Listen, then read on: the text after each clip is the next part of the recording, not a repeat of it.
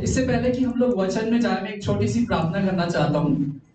स्वर्गीय पिता महान परमेश्वर यीशु मसीह, तेरा धन्यवाद करते हैं ये सौभाग्य दिया कि परमेश्वर हम आपके वचन से सीख सके और मुझे इस्तेमाल किया। होने जे आज जो भी वचन हम सुने तेरी आत्मा की अगुवाई में होने पाए और हमारे जीवनों में कार्य होने पाए, यीशु मसीह के नाम से आमीन। हम लोग पढ़ेंगे दानियल चैप्टर 6 अध्याय 6। डैनियल की किताब। पास्टर डैनियल हमारे बीच में और 2-3 लोग हमारे बीच में अभी यहाँ पर नहीं है, कहीं प्रेयर मीटिंग के लिए गए हैं। अगर कोई है जो बाइबल पढ़ सकता है माइक लेके तो वो बेटर रहेगा। तो इससे पहले कि मैं दानियल के बारे में बात करूं, आप में से कितने लोगों को पता है दानियल एक व्यक्ति है, बाइबल के अंदर एक किताब है? कुछ भी आइडिया है उसके बारे में? कितने को पता है दानियल के विषय में? तो दानियल चैप्टर 6 से हम लोग देखेंगे आज। और अगर आप पढ़ रहे हैं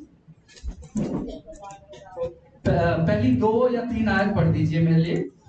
दारा को ये अच्छा लगा कि अपने राज्य के ऊपर 120 ऐसे अधिपति ठहराए जो पूरे राज्य में अधिकार रखे, और उनके ऊपर उसने 3 अध्यक्ष जिनमें से दानियल एक था इसलिए ठहराए कि वे उन अधिपतियों से लेखा लिया करें और इस रीति राजा की कुछ हानि ना होने पाए।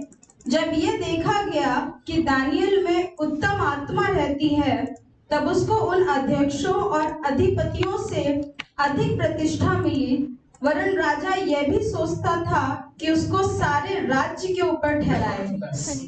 तो इससे पहले कि मैं आगे बढ़ूं, मैं दानियल का थोड़ा सा बैकग्राउंड देना चाहता हूं। ये हम 6 अध्याय पढ़ रहे हैं और दानियल एक ऐसा व्यक्ति है, अगर हम पहले अध्याय में देखते हैं, वो जो साधारण लोग होते हैं, जो बुद्धिमानी जीवी या आज की डेट में जो साइंटिस्ट वगैरह जैसे भी लोग होते हैं, वो उन सब लोगों से बेहतर व्यक्ति था।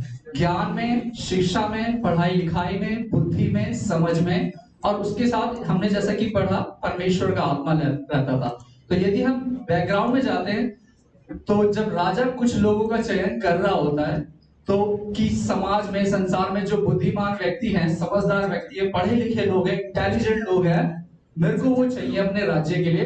तो उसके अंदर चैप्टर 1 में डैनियल और उसके 3 दोस्तों का चुनाव होता है। किसी को नाम पता है? Shadrach, Meshach, Abednego. तो चैप्टर 1 में दानियल क्योंकि एक पढ़ा लिखा व्यक्ति है, समझदार है, और उसके साथ उसके दोस्त भी ऐसे होते हैं और उनका चुनाव होता है। और हमारे पास्टर डैनियल भी है, उनके साथ भी 3 लोग गए हैं सिंगापुर प्रेयर मीटिंग के लिए, उनका भी चुनाव हुआ है। तो ये इत्तेफाकी है, लेकिन परमेश्वर ने उन लोगों को भी चुना है उस मीटिंग के लिए जाने के लिए। और तो राजा वहां पे वो आज्ञा देता है कि जो भी व्यक्ति चुने गए हैं, दानियल इन 4 लोगों के अलावा बहुत सारे लोग और भी चुने हुए होते हैं, लेकिन दानियल को क्या अलग बात बनाती है, हम पढ़ते हैं परमेश्वर का आत्मा उसके साथ रहता था। तो ये एक खास बात थी जो उसके साथ सबसे अलग बनाती थी। तो उस राज्य में राजा बोलता है अब ये जो लोग चुने गए हैं इनको ट्रेनिंग देता है, प्रशिक्षण देता है, मतलब पहले से इंटेलिजेंट लोग हैं उनको और ज्यादा ज्ञान, बुद्धि, पढ़ाई, शिक्षा, धर्मशास्त्र, जितनी भी क्या अच्छी बातें, शिक्षा की बातें हैं, उनको ट्रेन करता है। अब एक व्यक्ति, साधारण व्यक्ति जो पहले से ही बुद्धिमान है, तो जब हम पहले अध्याय में देखता है डैनियल 10 जो इंटेलिजेंट लोग होते हैं उससे भी 10 गुना ज्यादा इंटेलिजेंट व्यक्ति होता है। तो डैनियल चुना हुआ व्यक्ति है, परमेश्वर उसके आत्मा उसके साथ रहती है, और साधारण लोगों जैसा नहीं था, वो 10 गुना ज्यादा इंटेलिजेंट था। ठीक है। और जब हम चैप्टर 2 में जाते हैं तो हम वहां पे देखते हैं उसके पास एक और खास गुण होता है। किसी को पता है डैनियल के पास ऐसा कोई खास गुण होता है जो उसकी आत्मा, परमेश्वर की आत्मा रहने के अलावा एक अलग गुण होता है? उसको परमेश्वर जो दर्शन का अर्थ बताने का होता है, जिसमें लिखा है परमेश्वर उस 2 अध्याय में बताता है जो राजा के मन की बात भी कोई नहीं बता सकता, केवल परमेश्वर। लेकिन दानियल के पास परमेश्वर का ये गुण होता है कि वो दर्शनों का, सपनों का अर्थ बताना आता है। तो ये दूसरी उसके अंदर खास बात है जो उसको सबसे अलग बनाती है। तो जब हम देखते हैं दूसरे अध्याय में, तो वो राजाओं को ऐसी ऐसी बातों, गूढ़ बातों का अर्थ बताता है जो एक बार फिर से उसको एक लेवल ऊपर और ले जाता है। और ऐसे ही करके जब हम तीसरे और चौथे में अध्याय में जाते हैं तो तीसरे में राजा नबूकदनेस्सर होता है और चौथे में उसका बेटा बेलशस्सर होता है। ऐसे राजा की वंशावली चलती आती है और वो उनका अर्थ बताता है।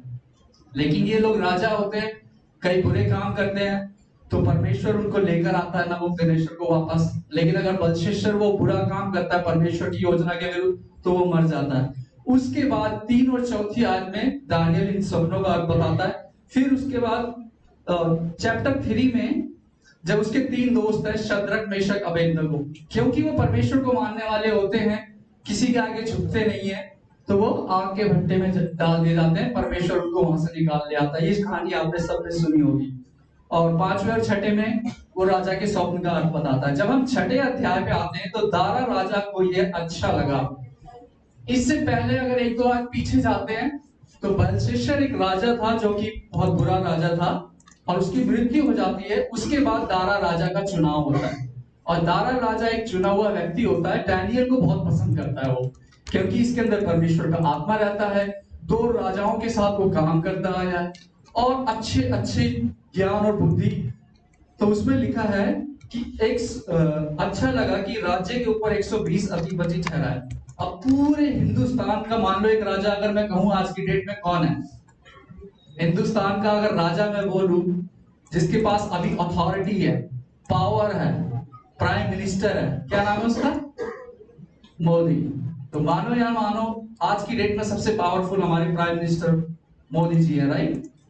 तो आज की डेट में पूरे राज्य का अधिकार तो उस राजा ने, राजा दारा ने, उसको पता था ये व्यक्ति चुना हुआ ये अच्छा है। 120 लोग ऐसे चुने जिसमें से 4 लोग अलग से चुने कि उन 120 के ऊपर डैनियल और वो 3 लोग उनके ऊपर अधिकारी बने। तो राजा के बाद किसका नंबर आता है? डैनियल और 3 लोगों का, ठीक है। और इस तरह से राजा ऐसे 4 लोगों को चुनता है और 4 के नीचे 120 लोग और हैं। अब जब हम 4थी आयत में अगर पढ़ते हैं, मैं चाहूंगा, हमने 3 तक देखा कि अब उसके अंदर आत्मा है, इसलिए मैंने बैकग्राउंड बताया ताकि आपको पता चले दानियल कौन है, क्या करता आया है, कैसा व्यक्ति है। अब हम 4थी और 5वीं आयत पढ़ेंगे प्लीज। तब अध्यक्ष और अधिपति राजकार्य के विषय में दानियल के विरुद्ध दोष ढूंढने लगे, परंतु वह विश्वास योग्य था और उसके काम में कोई भूल या दोष ना निकला और वे ऐसा कोई अपराध या दोष ना पा सके। तब वे लोग कहने लगे, हम उस दानियल के परमेश्वर की व्यवस्था को छोड़ और किसी विषय में उसके विरुद्ध कोई दोष ना पा सकेंगे। अब सोचिए, एक इतना अच्छा व्यक्ति है जो अपने काम में निपुण है, राजा की सेवा करता है, देश की सेवा करता है, परिवार का, अपने दोस्तों का ख्याल रखता है, सब कुछ अच्छा चल रहा है आपकी लाइफ में, आपके बीवी है, बच्चे हैं, परिवार है, जॉब करते हैं, सब कुछ अच्छा चल रहा है। लेकिन यहाँ पर उसके साथ में जो 3 उसके साथ में थे, ये बात उनको अच्छी नहीं लगी, जो उसके ऑफिशियल थे, गवर्नमेंट थे, जलन हो गई कि राजा इसको ज्यादा पसंद करता है, परमेश्वर इसके साथ ज्यादा रहता है, परमेश्वर की आत्मा इसके अंदर रहती है, इसके पास स्पेशल वरदान है। तो अब सोचो, लाइफ में सब कुछ अच्छा चल रहा था, लाइफ परफेक्ट चल रही थी, आपके पास जॉब अच्छे चल रहे थे, बच्चे पढ़ाई कर रहे हैं, लेकिन अचानक से एक टेंशन क्रिएट हो रही है कि सब कुछ अच्छा चल रहा होता है, अचानक से आपकी लाइफ में पता चले कि ये प्रॉब्लम। तो मेरा सवाल यही है कि परमेश्वर, जो हम लोग विश्वास योग्य हैं, परमेश्वर को जानने वाले, यीशु मसीह को भरोसा करने वाले, उनकी जीवन में चुनौतियां क्यों आती हैं? क्या आप आज के समय में, अगर आप लोगों के पास भी बहुत सारे ऐसे चैलेंजेस आते हैं, कोई मुझे एक बात का या 2 बात का उदाहरण दे सकते हैं आज के समय में मसीह को मानने की वजह से या मसीह में होने के बावजूद भी क्या हमारे जीवन में चुनौतियां आती हैं, चैलेंजेस आते हैं, प्रॉब्लम आती है? तो इसका हल कैसे करें हम लोग? तो मैं ये इसी चैप्टर को जब धीरे धीरे आगे पढ़ते हैं, अब आपका बॉस आपसे बहुत खुश है, प्रमोशन मिलता है, सैलरी मिलती है, आपका पति बहुत खुश है, आपके बच्चे बहुत खुश है, लेकिन किसी तीसरे व्यक्ति की वजह से, क्योंकि आपका परिवार बहुत खुश है, आप फल रहे हैं, फूल रहे हैं, आपके पड़ोसी को अच्छा नहीं लगता, आपके जो कुलीग है, आपके साथ काम करने वाले को जलन होती है, अच्छा नहीं लगता। सेम चीज डैनियल के साथ हो रही है, क्योंकि वो बहुत अच्छा है, राजा जो काम बोलता है वो पूरा करता है, उसके साथ वालों को उनको वो चीज अच्छा नहीं लगती। हालांकि उनका भी अधिकार, जो 4 लोग चुने गए 120 लोगों के ऊपर, उनका भी सेम अधिकार है। कभी आपके साथ ऐसा हुआ है कि आपका पड़ोसी या आपके साथ काम करने वाला, अगर आपका बॉस आपको पसंद करता है, आपके काम को पसंद करता है, लेकिन कोई चुगली करता है, कोई चर्चागिरी करता है, आपकी झूठी शिकायत लगाता है, कभी ऐसा हुआ है? कितनों के साथ हुआ है? मैंने लगभग 7-8 कंपनियों में काम किया, लगभग 20 साल काम किया, मेरे को एक कंपनी ऐसी नहीं मिली जहां पे मेरे को एक ऐसा व्यक्ति ना मिला हो। कोई ना कोई एक, जिसे बोलते हैं बॉस का चमचा, पनौती या कुछ भी कहो, बॉस के पास जाएगा, चाहे आप कितना भी अच्छा काम करो, वो कुछ ना कुछ आपकी शिकायत लगाएगा। तो जब सब कुछ अच्छा चल रहा है, तो परमेश्वर ऐसी परिस्थितियों में, हमारे जीवन में ऐसी चुनौतियां क्यों आती है, कैसे आती है, और ये टेंशन, प्रॉब्लम, समस्याएं, चैलेंजेस जो आती हैं, कैसे हल करते हैं। तो मैं चाहूंगा 6 से 8 आप आगे पढ़ दीजिए। तब वे अध्यक्ष और अधिपति राजा के पास उतावली से आए और उससे कहा, हे राजा दारा, तो युग युग जीवित रहे।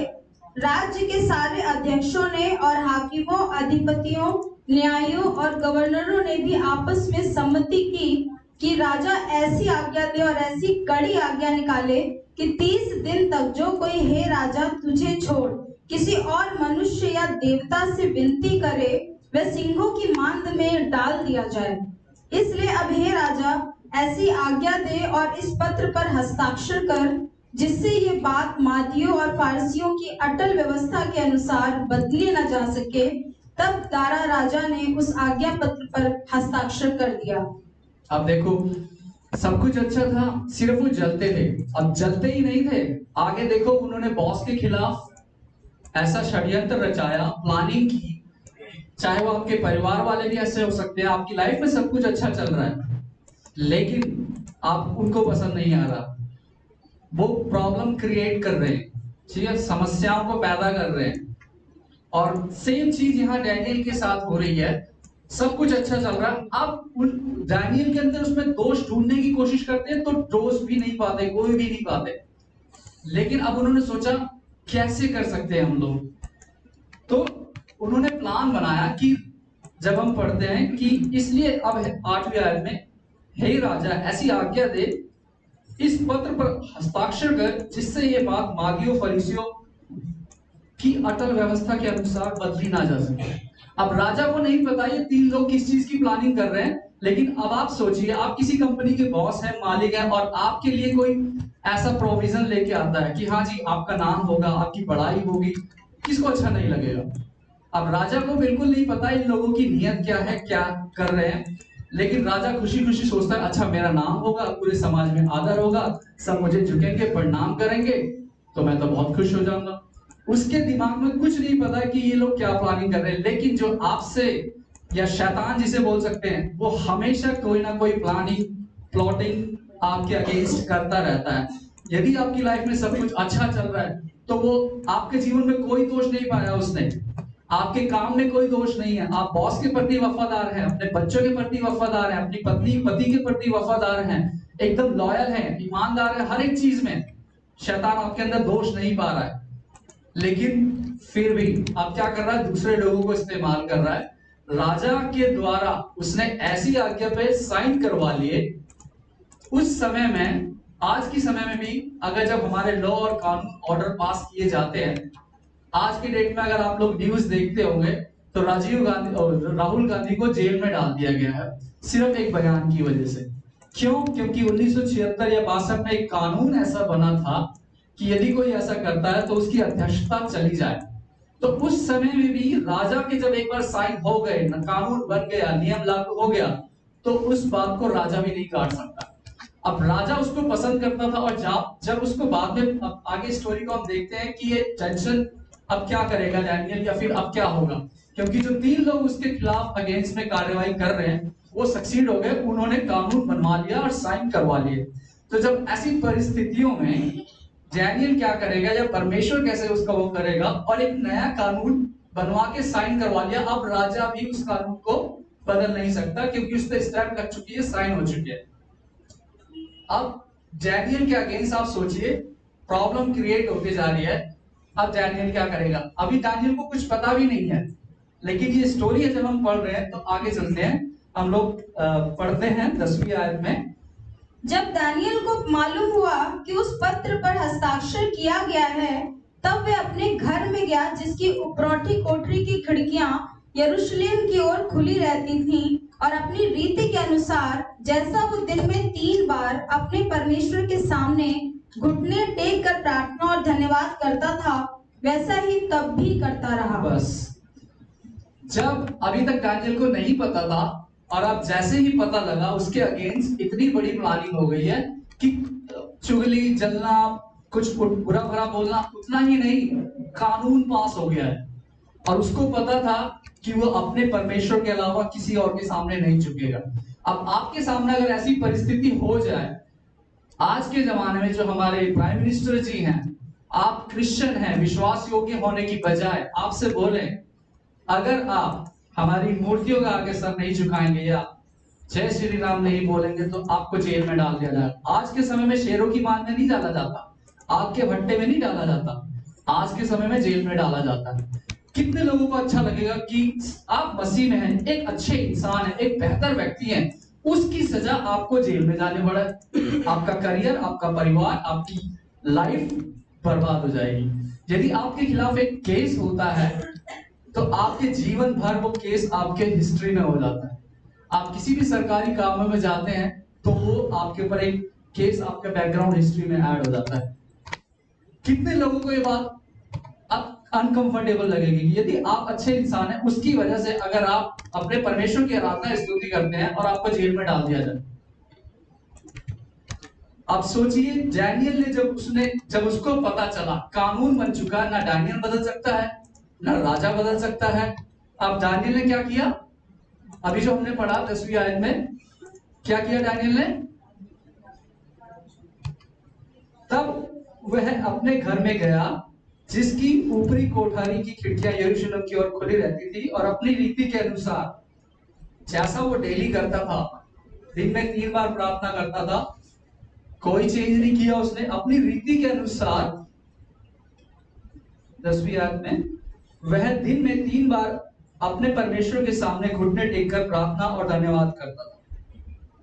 जो वो करता था वो अभी भी कर रहा है। लेकिन आज की डेट में अगर आपके पास एक फोन आता है कि ये समस्या आ गई है, ये एक्सीडेंट हो गया है, या फिर इतने पैसों की जरूरत है, या ये हो गया है, क्या हमारा ध्यान प्रार्थना की ओर जाता है, या फिर हम शॉक में हो जाते हैं, या डर लग जाता है, या रोने लगते हैं, या गुस्सा हो जाते हैं, तकलीफ हो जाती है? हालांकि देखा जाए तो डैनियल को मौत की सजा हो गई है, शेरों की मान में डालने वाला। अगर आपको अचानक से पता लगे आपका बेटा या आपकी बेटी या आपका पति या आपकी पत्नी, उनसे कोई ऐसा हादसा हो गया जिसकी फांसी की सजा हो गई है, तो आपका रिएक्शन कैसा होगा? अब डैनियल को जब देखते हैं, वो घर में जाता है, 3 बार प्रार्थना करता था, और उसने भी नॉर्मल तरीके से प्रार्थना करी। क्योंकि हमारे लिए आज के समय में छोटी छोटी सी समस्या होती है एज कंपेयर टू दिस, कि यदि हम इससे तुलना करें कि वो बंदा मौत के मुंह में जा रहा है, लेकिन वो जाके घुटने टेक कर प्रार्थना करता है। आगे पढ़ते हैं हम लोग 11 से 13 आयत में। तब उन पुरुषों ने उतावली से आकर दानियल को अपने परमेश्वर के सामने विनती करते और गिड़गिड़ाते हुए पाया। अतः वे राजा के पास जाकर उसकी राज आज्ञा के विषय में उससे कहने लगे, हे राजा, क्या तूने ऐसे आज्ञा पत्र पर हस्ताक्षर नहीं किया कि 30 दिन तक जो कोई तुझे छोड़ किसी मनुष्य या देवता से विनती करेगा, वह सिंहों की मांद में डाल दिया जाएगा? राजा ने उत्तर दिया, हाँ, मादियों और फारसियों की अटल व्यवस्था के अनुसार ये बात स्थिर है। तब उन्होंने राजा से कहा, यहूदी बंदियों में से जो दानियल है, उसने हे राजा, ना तो तेरी ओर कुछ ध्यान दिया और ना तेरे हस्ताक्षर किए हुए आज्ञा पत्र की ओर। वह दिन में 3 बार विनती किया करता है।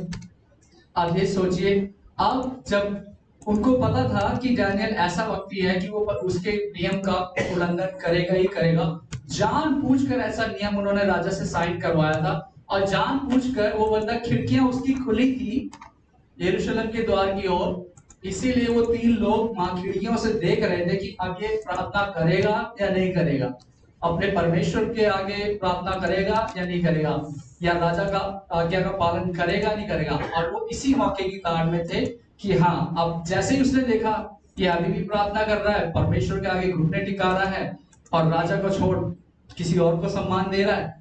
बस उनको मौका मिल गया, दौड़े दौड़े भागे भागे गए। राजा क्या आपने साइन नहीं किए? राजा क्या आपने ऐसा नहीं बोला कि जो आपकी आज्ञा का उल्लंघन करेगा वो शेरों की बात में डाल दिया जाए? उनको मौका मिल गया। और अब जब हम आगे देखते हैं उसमें, अब सोचिए वो 3 लोग जो उसके दुश्मन हैं, उसके साथ काम करने वाले इतने हावी होते जा रहे हैं उस पे, एक से एक।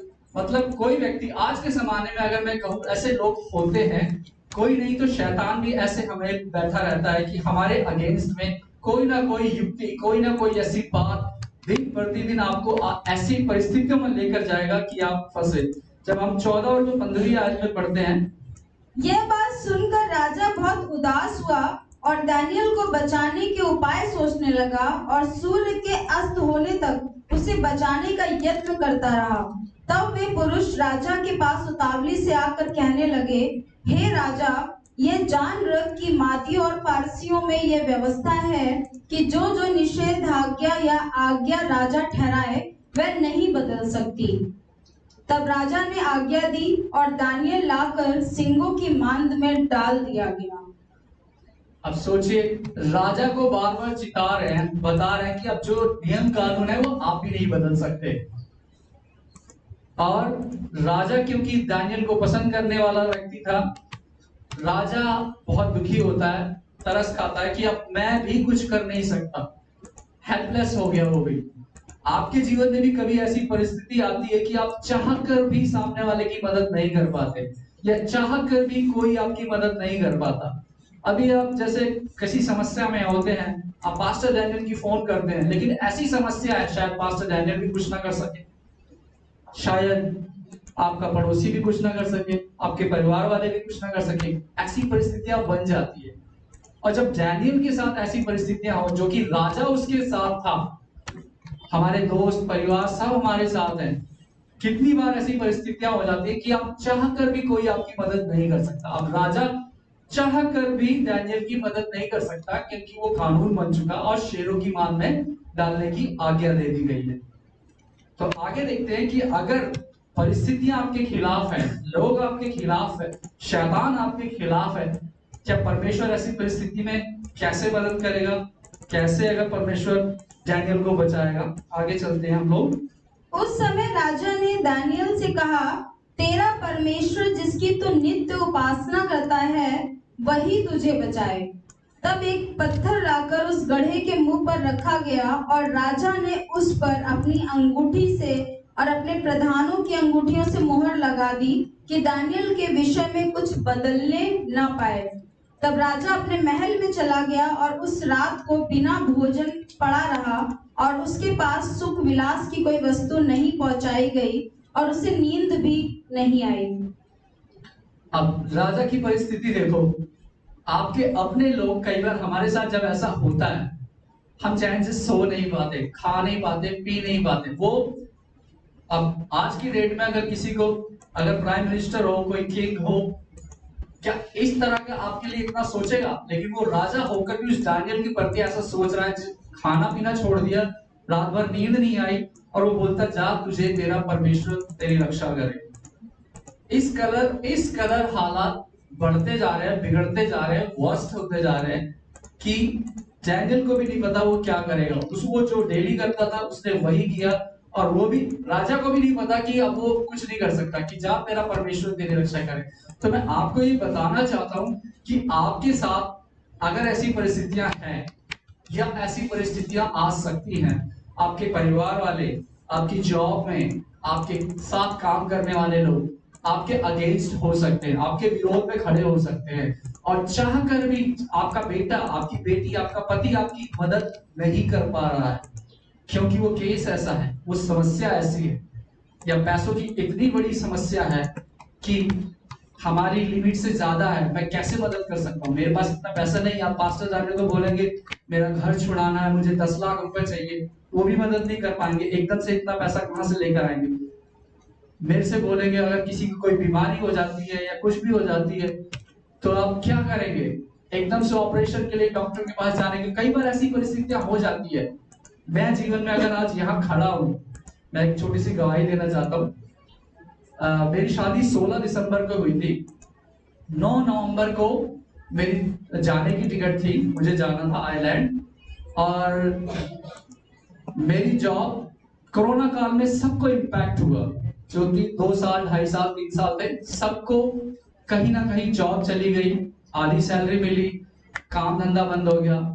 लेकिन उस साल में मेरा वर्क फ्रॉम होम हर दिन चला, हर महीने चला, पूरी सैलरी मुझे मिलती रही। मुझे किसी भी चीज की उस जो कठिन परिस्थितियों में सबके साथ, मेरी गाड़ी की किस्तें भी जाती थी लगभग 16-17 हजार रुपए, ना मेरी एक किस्त रुकी, ना मेरी एक सैलरी घटी, और उन परिस्थितियों में भी परमेश्वर ने मेरा संभाल कर रखा। लेकिन अब जब मई और जून में मेरी शादी की डेट फिक्स हो गई कि 16 दिसंबर को हमारे को डेट मिली है, और 9 तारीख को मेरी टिकट बुक हो गई कि मुझे 9 तारीख को जाना है।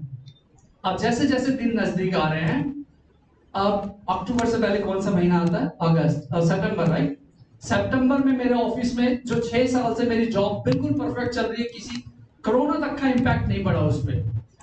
अब उसमें बोला जाता है हमारा काम स्लो हो रहा है, प्रोसेस धीरे धीरे काम कम हो रहा है, तो शायद हम देखते हैं 1 महीना और कर सकते हैं। तो उन्होंने बोला अक्टूबर की सैलरी आपको आधी मिलेगी। अब मेरी शादी होने वाली है, मेरा खर्चा होने वाला है, मेरी टिकट लगभग ₹1,00,000 की आसपास की आने वाली है, ठीक है। अब मेरे को बोला जा रहा आपकी सैलरी आधी मिलेगी। अब मैंने सोचा था कि मेरी शादी होने वाली है, खर्चे आने हैं, टिकट है, मैं संभाल लूंगा, मेरे पास मेरी जॉब है और वो चलती रहेगी, तो मुझे ज्यादा इम्पैक्ट नहीं पड़ेगा। अक्टूबर में बोला तुम्हें अब से आधी सैलरी मिलेगी, काम बिजनेस कम होने वाला। लेकिन 31 अक्टूबर को बोला जी हमारा काम बिल्कुल ही नहीं चल रहा, आपकी जॉब खत्म। जिनमें हम 8-10 लोग थे, सबकी जॉब खत्म। अब जैसे परिस्थितियां यहाँ डैनियल के साथ हो रही है, एक के बाद एक के बाद एक। अब मुझे मेरी जॉब पर भरोसा था, जॉब चली गई। मेरी शादी होने वाली है, अच्छा खासा खर्चा होने वाला है, मुझे ट्रैवलिंग करने वाली है, आधी सैलरी छोड़ो पूरी की पूरी गई। और सुनिए, 9 तारीख की मेरी डेट थी, 6 नवंबर को मेरे पापा को हार्ट अटैक आता है। 6 नवंबर को मेरे पापा को हार्ट अटैक आता है, 9 तारीख को मेरी फ्लाइट है। अब मैं शादी करूं या परिवार देखूं या अपने पापा की तबीयत देखूं? मेरा भी लेवल ऐसे बढ़ता जा रहा है कि अब मैं क्या करूं प्रभु, ऐसी परिस्थितियों में मैं कैसे गुजरूं। 6 नवंबर को मेरे पापा को हार्ट अटैक आता है, हमको हॉस्पिटल में लेके जाते हैं, 24 घंटे उनको रखा जाता है। दूसरे दिन 7 तारीख को उनकी रिपोर्ट होती है, और उनकी रिपोर्ट में आता है कि इनको जो हार्ट अटैक आया उनकी एक नस ब्लॉक है, 95% ब्लॉक है, ठीक है। तो उसके लिए उनको स्टंट डलेगा, और लगभग 1.5-2 लाख रुपए खर्चा आएगा मिनिमम स्टंट का, और 1.5-2 लाख रुपए फीस आएगी डॉक्टर की।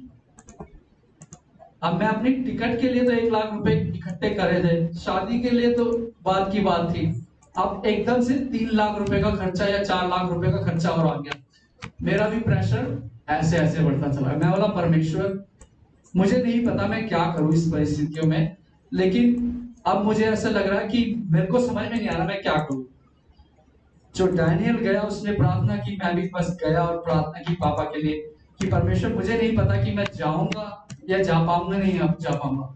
तो डॉक्टर ने बोला जी अगर आप अभी वो चल रहा है ट्रीटमेंट, 8 तारीख को मॉर्निंग में सुबह पे अगर आप बोलोगे तो ऑपरेशन कर देंगे, नहीं बोलोगे, अब पैसे का पता नहीं है। हमने बोला ठीक है आप ऑपरेशन कर दीजिए, क्योंकि मेरी सिस्टर वहां काम करती थी, तो उसकी वजह से 50% लगभग डिस्काउंट हो गया, तो लगभग 1-1.5 लाख रुपए फिर भी लगे। अब 8 तारीख को सुबह 8 बजे उनका ऑपरेशन हुआ है, कल मेरी फ्लाइट टिकट है। अब ऐसी परिस्थितियों में कौन अपने पिता को छोड़कर जाना चाहेगा, जब ऑलमोस्ट एकदम से मौत के मुंह में से अगर कोई बाहर आना, क्योंकि अगर ऐसे समय में अगर थोड़ी सी भी देरी होती है तो बंदा चला जाता है। अब मेरा प्रेशर बढ़ता जा रहा था, और मैं सिर्फ प्रार्थना कर रहा था, मुझे नहीं पता कि परमेश्वर मैं क्या करूंगा, कैसे करूंगा। अब जॉब भी नहीं है मेरे पास, 31 अक्टूबर को जॉब भी चली गई, पैसे का खर्चा भी आता जा रहा है, पापा का हार्ट अटैक आया, 8 तारीख को डॉक्टर ने ऑपरेशन कर दिया, वो खर्चा भी हमने पे किया। अब 24 घंटे उनको ऑब्जर्वेशन में रखा था 9 तारीख की सुबह में।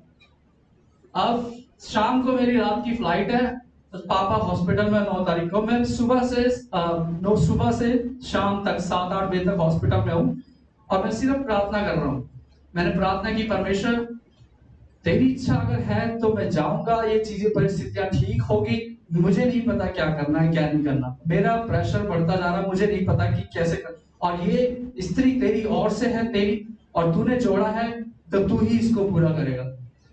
डॉक्टर ने बोला कि अब ये पहले से बेहतर है, आज आप इनको घर ले जा सकते हो। मतलब ऑपरेशन हुआ है, 24 घंटे भी नहीं हुए, ऐसी डॉक्टर कम से कम 2-4 दिन उनको हॉस्पिटल में रखता है, उनकी रिपोर्ट चेक करता है। मैं रात को 8 बजे उनको हॉस्पिटल से लेकर आया हूँ घर पे और उनके साथ डिनर किया है, खाना खाया है और परिस्थितियों में, और हम लोगों ने प्रार्थना की। मेरे पापा बिल्कुल ठीक है, नॉर्मल बातचीत कर रहे हैं, पहले से बेहतर है। और उसी दिन भी मतलब उनका ऑपरेशन हो रहा है, वो जग रहे हैं, ठीक है। तो परमेश्वर ने उनको संभाल के रखा और खाना खाया, प्रार्थना की। शाम को 10 बजे मैंने पैकिंग वगैरह करी और रात को फ्लाइट पे हो गई, क्योंकि मेरा बिल्कुल भी मन नहीं था कि अगर पापा हॉस्पिटल में है तो मैं फ्लाइट कैसे लूं। तो फिर पापा भी उस समय बिल्कुल ठीक ठाक ऑपरेशन होकर आए और मैंने फ्लाइट भी ली और मैं वहां पर भी गया।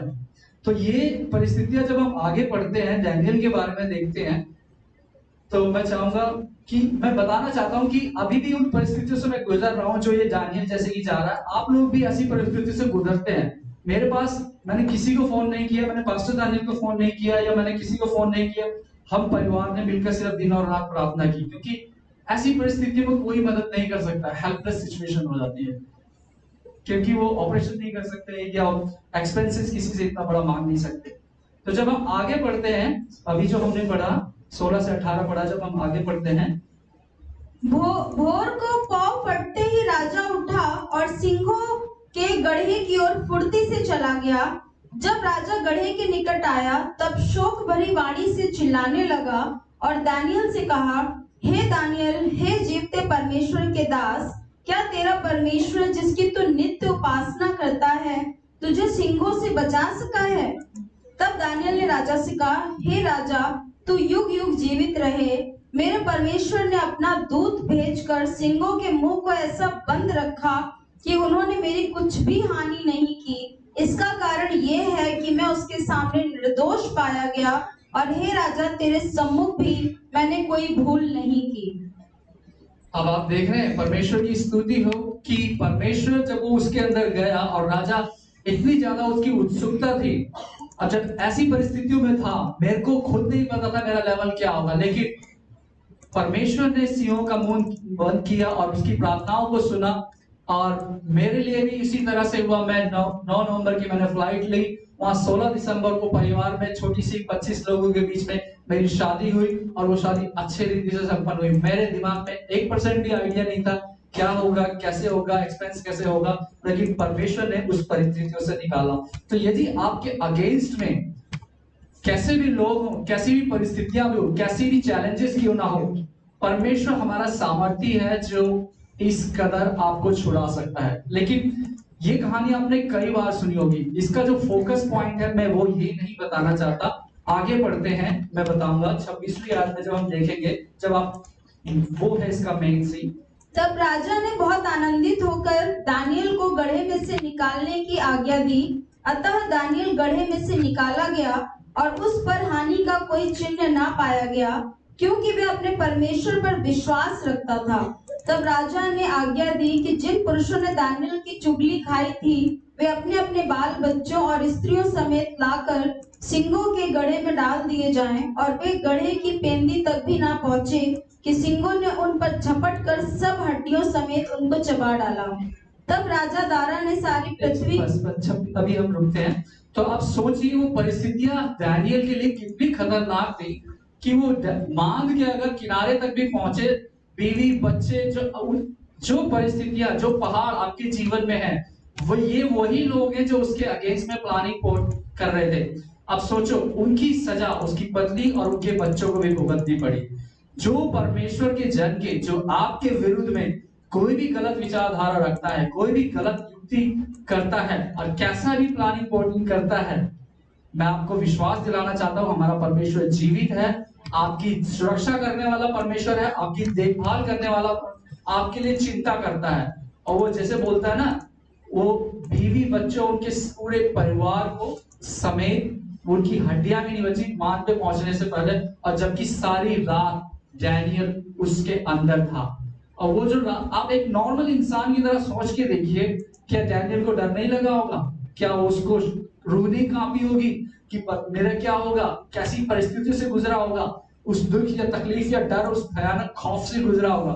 लेकिन परमेश्वर ने डैनियल को बचाया। साथ साथ जो आपके विरोध में आपकी परिस्थितियां थी, आपके खिलाफ लोग थे, उनको भी समाप्त किए। तो जब परमेश्वर आपके साथ रहता है और आप उसके साथ बने रहते हैं विश्वास योग्यता में, तब परमेश्वर आपकी महिमा। अब जो मेन आयत है, मैं 25 और 26 जब आप पढ़ते हैं वो पढ़ दीजिए।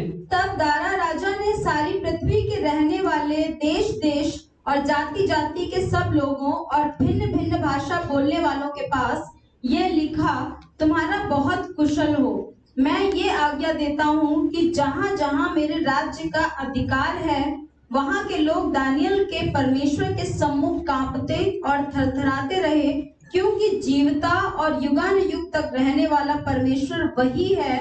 उसका राज्य अविनाशी और उसकी प्रभुता सदा स्थिर रहेगी। तो जो ये 26वीं आयत है, इस पूरे चैप्टर की सबसे मेन आयत है, क्योंकि जब मैंने आपसे सवाल किया था कि आपके जीवन में परिस्थितियां ऐसी क्यों आती है, परमेश्वर क्यों या हमें ऐसी परिस्थितियों में क्यों नहीं बचाता था, मेरे साथ ही क्यों होता है ऐसा, या मैं क्या करूं? जब भी आपके पास विपरीत परिस्थितियां आए, लोग आए, दुख आए, तकलीफ आए, परमेश्वर को ये नहीं बोलना कि मेरे साथ ही क्यों होता है, या परमेश्वर को बोलना है कि परमेश्वर अब मैं क्या करूं, मुझे बताएं। जब आप उस पर सवाल उठाते हैं तो आप उस पर शक करते हैं, उस पर डाउट करते हैं। लेकिन जब आप उन परिस्थितियों में उसकी मदद मांगते हैं कि परमेश्वर अब मेरे पास ये है, अब मेरे को हार्ट अटैक आया मेरे पापा को, अब मुझे इतने पैसों की जरूरत है, अब मुझे ये करना, अब मैं क्या करूं? जाओ अपने घर पे जाके दरवाजा बंद करके प्रार्थना करो, परमेश्वर पे भरोसा रखो। अब कोई मर रहा है, मेरे पिताजी मर रहे हैं, क्या इतना आसान होता है ये पर विश्वास रखना? मेरे को कहीं जाना है, मुझे पैसों की जरूरत है, अगले महीने भी मेरे को अपने घर की किस्त भरनी है, मेरे को लगभग 4-5 लाख रुपए 20 तारीख के अंदर अप्रैल में भरने हैं। तो मैं जाके प्रार्थना करूंगा या अपना बैंक बैलेंस चेक करूंगा या फिर लोगों को फोन करूंगा कि कितना पैसा मुझे मिल सकता है? तो मैं आपको ये विश्वास दिलाना चाहता हूँ, मैं अभी भी उन परिस्थितियों से, लेकिन मैं खुश हूँ, आनंदित हूँ, क्योंकि डैनियल का परमेश्वर भी मेरा परमेश्वर है, डैनियल का परमेश्वर भी आपका परमेश्वर है। और अगर वो मौत के मुंह में से, और जो उसका की पॉइंट है, क्यों आपके जीवन में ऐसी परिस्थितियां आती हैं, क्यों आपको चैलेंजेस फेस करने पड़ते हैं? क्योंकि जब हम 26 आयत पढ़ते हैं, मैं आज्ञा देता हूं, राजा वो आज्ञा दे रहा है, एक कानून जो उसने पास किया था, दूसरा कानून यहाँ पे वो देता है कि जहां जहां मेरे राज्य का अधिकार है, वहां के लोग दानियल के परमेश्वर के सम्मुख कांपते थरथराते रहे, क्योंकि जीवता और युगान युग तक रहने वाला परमेश्वर वही है, उसका राज्य अविनाशी और उसकी प्रभुता सदा की है। जो जिसने दानियल को सिंहों से बचाया, वही बचाने वाला और छुड़ाने वाला स्वर्ग में है, पृथ्वी पर चिन्हजवान।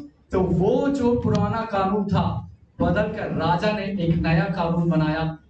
जहां तक भी वो साम्राज्य है, उस देश में आपके जीवन की एक परिस्थिति से, एक दुर्घटना से, एक विपरीत परिस्थिति से परमेश्वर के राज्य की महिमा हुई, एक नया कानून बना, पूरे राज्य में परमेश्वर की महिमा हुई। सारे राज्य में ये बोला गया, जो आप अपना नाम लेके बोल सकते हैं, जो मेरा परमेश्वर है, जो ब्रिज का परमेश्वर है, वो पूरे राज्य में, पूरे हिंदुस्तान में परमेश्वर की महिमा को देखेगा। आमीन। तो यदि यीशु मसीह के कारण आप सताए जाते हो और आप पर विपत्ति आती है, आप विपरीत परिस्थिति में, वो इसलिए है कि परमेश्वर का नाम महिमा पा सके।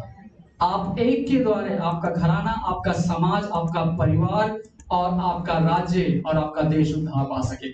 अब इस एक घटना के द्वारा, जो आपको हर बार सिर्फ शेरों की मान में जाने का याद रहता है, लेकिन जो इसका मेन पॉइंट है, परमेश्वर की महिमा इसमें है कि उसका राज्य बढ़े और उसके लोगों को सुसमाचार पहुंचाए, पूरे देश में, पूरे राज्य में।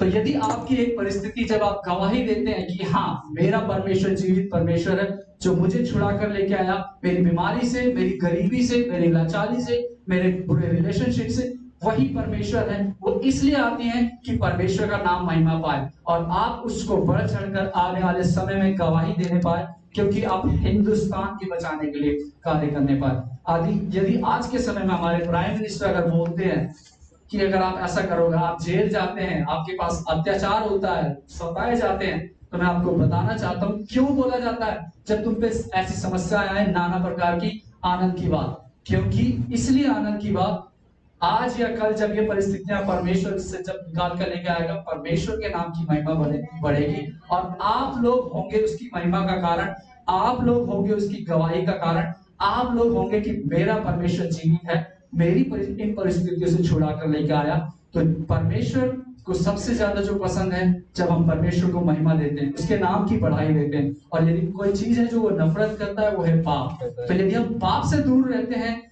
उस पर भरोसा रखते हैं, विश्वास योग्य बने रहते हैं, आज्ञाकारिता में रहते हैं, तो आप वो व्यक्ति हैं जो परमेश्वर के राज्य के लिए बड़े बड़े काम करने वाले हैं। आमीन।